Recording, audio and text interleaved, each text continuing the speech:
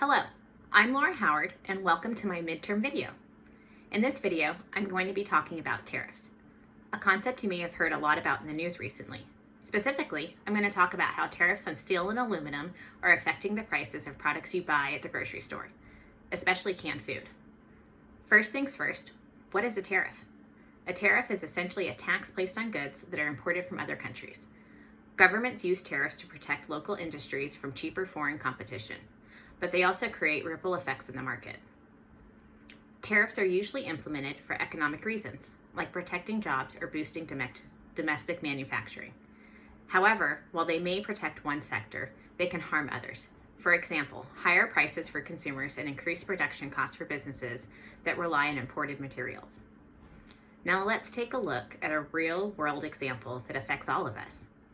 Pacific Coast Producers, a large agricultural co-op based in California, processes peaches, pears, and tomatoes into canned goods.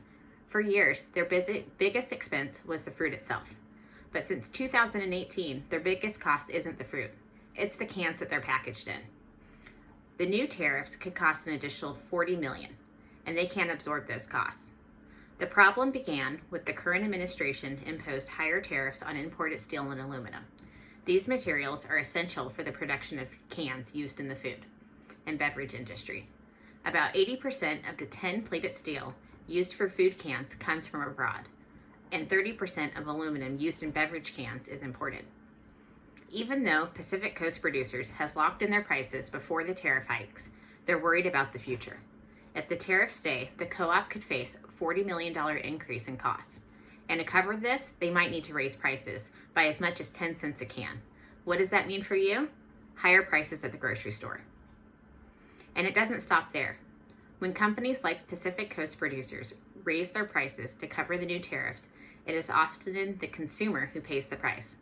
Food manufacturers may charge retail stores more, who in turn pass the higher costs on to you, the shopper.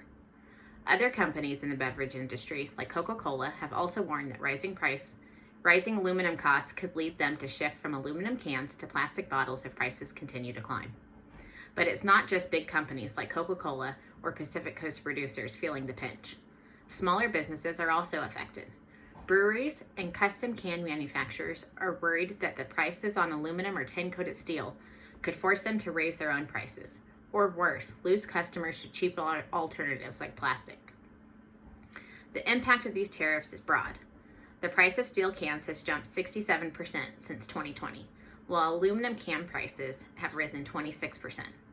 These price hikes don't just impact big brands. They affect everything from small family-run popcorn tins to your local craft beer brewery. Small craft breweries are especially affected. With the rising cost of aluminum cans, some are considering switching back to bottles, even though it may not be ideal for retailers or consumers. Even with computer-integrated manufacturing that can help them shift from cans to high-speed bottle line, it would affect retailers who have adjusted their racks and shelves in warehouses and stores for cans. So, to wrap it up, while tariffs are intended to protect domestic industries, they have unintended consequences for other sectors. The food and beverage industry, which depends on aluminum and steel for cans, is feeling the pain. As tariffs continue, expect to see higher prices on cans, whether it's your soup, soda, or beer. Thanks for watching, and I hope it wasn't too difficult.